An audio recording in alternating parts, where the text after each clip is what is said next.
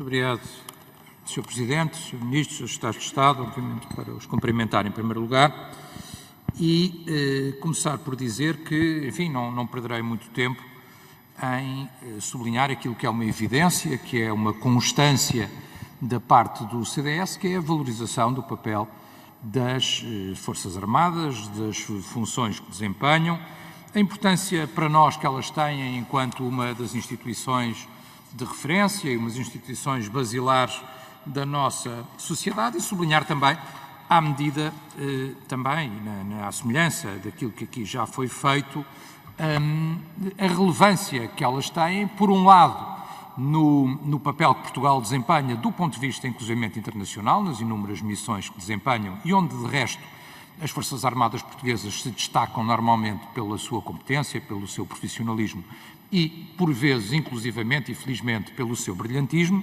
e, por outro lado, também o reconhecimento e a importância que tem, e uma coisa indissociável da outra, o seu duplo uso, ou seja, o envolvimento cada vez maior das Forças Armadas portuguesas em missões que são, obviamente, de interesse público e, designadamente, missões de proteção civil, que, por um lado, têm uma importância muito grande, por outro lado, ajudam e contribuem à interação entre a sociedade portuguesa no seu todo e as Forças Armadas, dando valorização e dando reconhecimento a essa importância e a essa competência.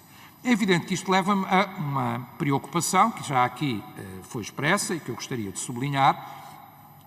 É verdade aquilo que eu digo, e volto a dizer e volto a sublinhar, o número de efetivos que nós temos, um efetivo de arrondar os 25.580 militares, ou seja, menos 4,5% do que no final de 2018 e menos 26% do que em 2011, e não me interessa aqui, Sr. Ministro, de maneira nenhuma fazer um concurso de governos, de dificuldades, do tempo da Troika, não sei o que dizer. Acho que essa discussão não nos interessa, acho que a preocupação é comum, é uma preocupação de todos e partimos do ponto de situação atual.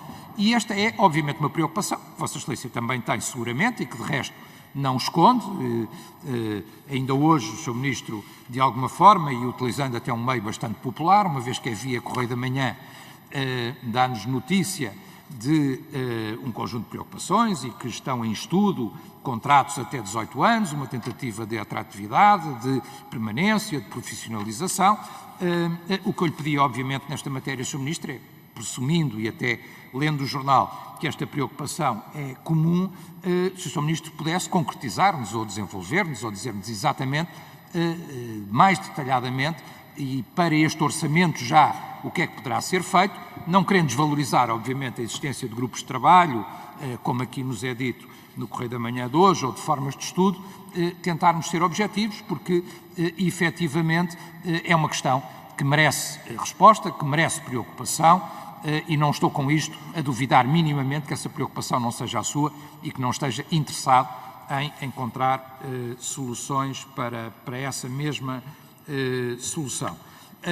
Inclusivamente, enfim, salariais, de recrutamento, de manutenção, de carreira profissional e também, e ao contrário um bocadinho até do que foi dito, de proximidade à juventude portuguesa, não é? Quer dizer, nós teremos que encontrar provavelmente uma fórmula de atratividade das funções militares em que é preciso, de facto, ser inovador e ser criativo, sob pena de não se conseguir ou sob pena depois de entrarem, aparecer uma qualquer cadeia de supermercados ou outra realidade, como também foi noticiado recentemente, que leva de uma só vez dezenas ou uma centena de militares porque oferecem melhores condições salariais logo à partida, o que não é possível para uma função tão importante e tão nobre.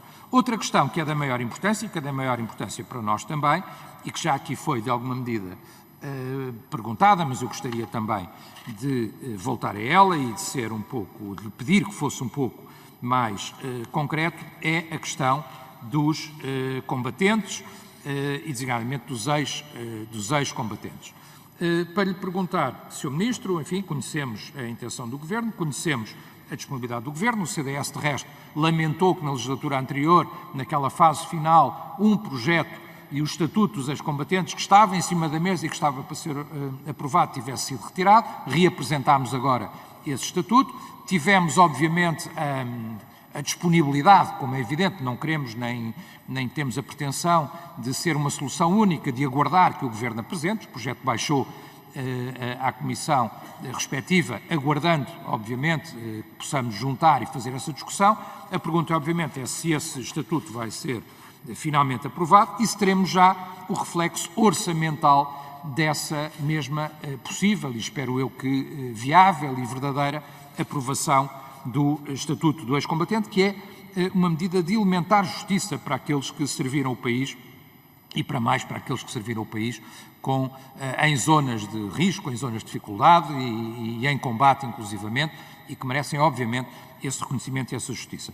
Estamos a falar de realidades, como sabemos, como sejam a acumulação dos apoios decorrentes dos períodos de prestação de serviço militar em condições de especial dificuldade ou perigo, que foi eliminada, como sabe, em 2009 e, portanto, essa matéria é fundamental saber se essa acumulação de apoios decorrentes é ou não é possível, para além, obviamente, de outros apoios que são de elementar justiça para estes mesmos ex-combatentes e se terão ou não cabimento orçamental. Outra questão que para nós é uma preocupação geral, da sociedade portuguesa, é uma preocupação que nós temos, obviamente, muito presente, são todas as questões relacionadas com a deficiência e que ganham, obviamente, uma questão maior e de maior relevância quando falamos numa deficiência que foi adquirida ao serviço da pátria e, portanto, também aí é fundamental sabermos e termos resposta, designadamente, saber se aplicará aos militares que se deficientaram no cumprimento de serviço militar antes de entrar em vigor o Decreto-Lei 503/99 de 20 de novembro, que aprovou o regime jurídico dos acidentes em serviço de doenças profissionais no âmbito da administração pública, o disposto no Estatuto de Aposentação, designadamente o seu artigo 56, e se teremos ou não uma ampliação, renovação do prazo para efeitos de revisão do processo para agravamento de lesões ou doenças para os grandes deficientes das Forças Armadas e pelos abrangidos pelo Estatuto de Invalidez. É uma questão fundamental, é uma questão também de justiça e é uma preocupação nossa. No tempo que ainda me resta, e que já não é muito, Sr.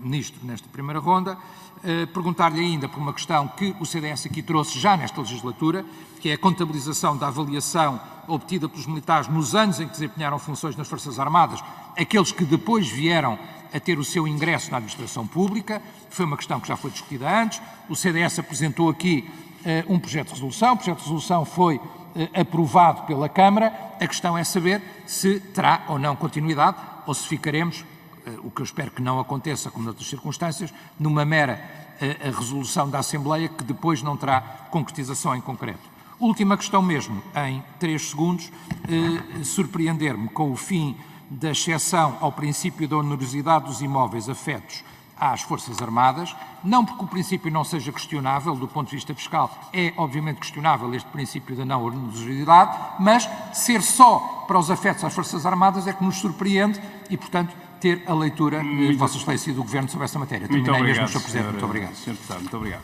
Sr. Ministro da Defesa Nacional, faz favor. Muito obrigado, Sr. Presidente. Muito obrigado, Sr.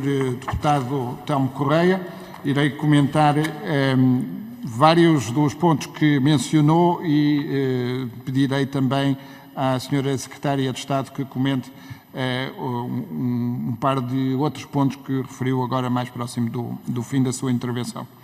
Sr. Deputado, desde logo posso dizer que partilhamos a forma como entende as Forças Armadas como um pilar estruturante da nossa sociedade e a forma como avalia positivamente a participação das Forças Armadas Portuguesas em missões internacionais, nas Forças Nacionais destacadas e também a forma como tem trabalhado em articulação com a Proteção Civil para o apoio às populações dentro das nossas fronteiras quando necessário.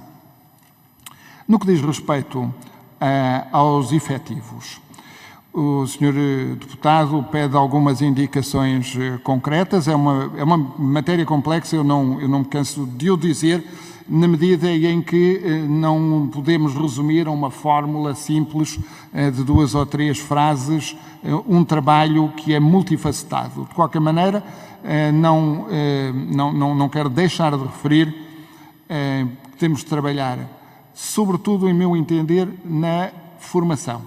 Formação é muitíssimo importante para a atratividade. Eu penso que nós temos aqui um elemento paradoxal, que é quando damos formação aos nossos militares dentro das fileiras, criamos condições para que, quando saírem das fileiras, possam ter melhores condições na vida civil, mais a empregabilidade. Também pode ser um incentivo para saírem das fileiras e procurarem um trabalho mais bem remunerado dentro.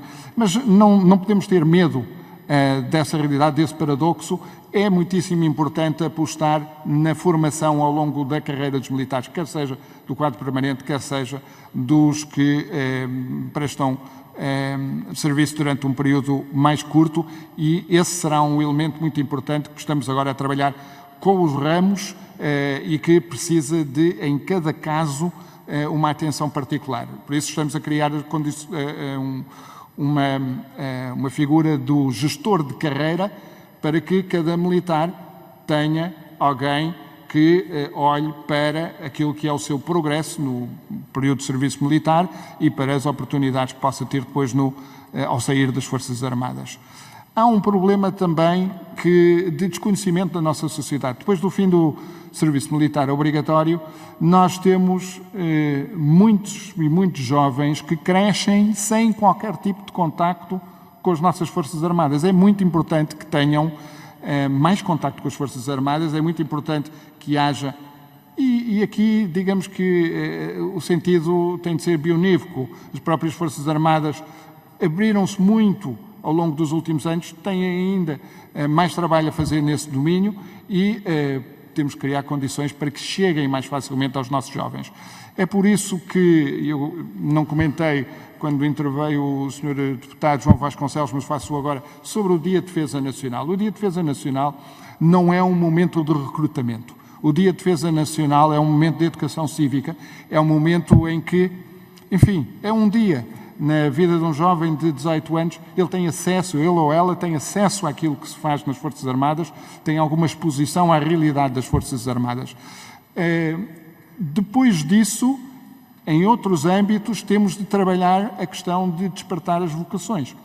Ora, um elemento novo que estamos a desenvolver em 2020 é um contacto um pouco mais prolongado e intenso para aqueles jovens que queiram saber mais sobre as Forças Armadas, ter uma experiência de passar uma noite num quartel, ter um contacto inteiramente voluntário, obviamente, com um dos ramos das Forças Armadas e, no fundo, permitir que tenham conhecimentos um pouco mais desenvolvidos, que lhe permitam refletir sobre se, por acaso, estarão interessados numa carreira nas Forças Armadas.